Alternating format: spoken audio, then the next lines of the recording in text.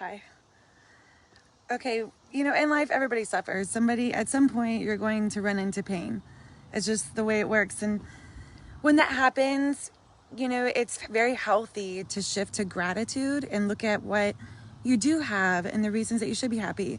That's very real. Like, there's nothing bad about that. It's only good and can only help.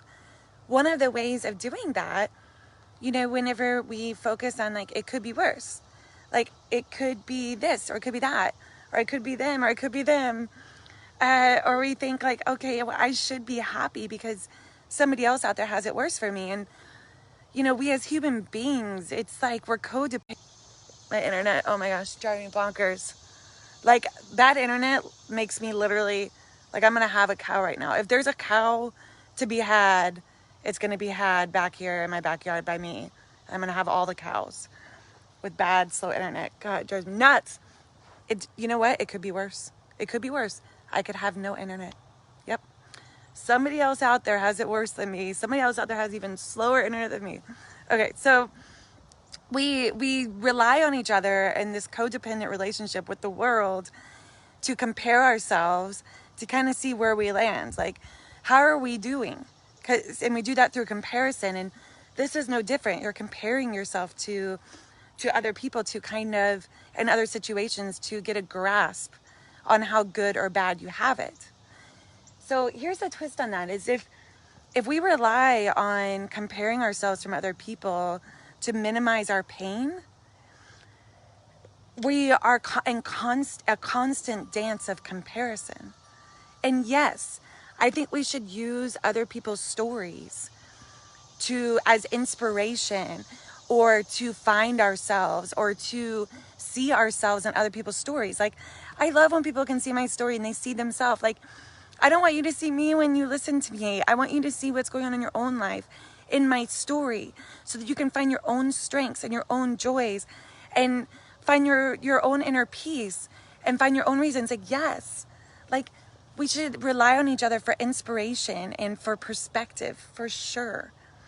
But to try and get rid of our pain, like, this is the other end of that, to try and distinguish our pain, to minimize it, because that's what we do when we think of our past self or what could be worse. We're minimizing our pain by giving it a greater scale. When we look at other people, we are minimizing our pain by comparing it to other people's pain that's worse. We're broadening the scale. And that's helpful sometimes. Like, that's helpful when our pain is so great that we can't handle it. We need to make the scale bigger so that we can make our pain smaller. It helps, but it's like taking a pill for pain. It's not going to fix the pain. It's not going to get rid of the pain. It's just going to help soothe the pain in that moment. The only way to permanently move on from pain isn't by saying it could be worse. It's not by saying somebody else out there has it worse than me. It's by feeling it and learning what to do with it, and sitting with it, and learning how to live with it. And there's no rush. Like, you can do that a little bit at a time. Sometimes we need that, theoretical, like, pill popper, that pill of, like, well, it could be worse. Like, I need to minimize this pain right now because I can't sit with it right now. I need to minimize it. But it's not going to distinguish it. You cannot distinguish your pain like that by just making it small, because you can't make it so small it'll disappear. It's temporary. I've had so many people tell me, like, oh, I'm going through some pain and it's nothing compared to you. And I think of you and I think, well, at least, I'm not going through what Courtney's going through. And the thing about that, it's like, I'm glad that my story can help minimize people's pain sometimes when they need it.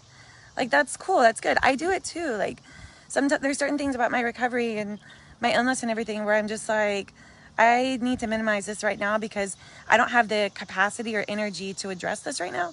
I need to put that energy into something else I'm working on, or this relationship or this business or whatever. I'll come back to it. But when people have said that to me, it's never resonated. At least I'm not you, Courtney. And I'm like, why not? Why not have my story? Why not be paralyzed? Because if you were me, you would have my family. You would have my memories.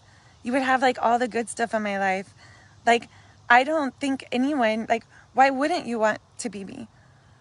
Like, and that's because I have a strong connection with something deeper, something that can't be affected or changed by comparison. Because I've had to learn to find that inner peace and inner love that is not minimized or like grown and developed through comparison. Like, it's an internal job to have that kind of like self-love and inner peace of like, I'm happy to be me, because if I wished away my paralysis, if I wished away my autoimmune, if I wished away all the negative things that have happened or the bad things or the pain, I'm wishing away all the good. I'm wishing all the good. I'm erasing who I am. And I don't want to. Like, I'll take all the bad with the good, because that's how anything goes in life. You have to take all the pain with all the pleasure.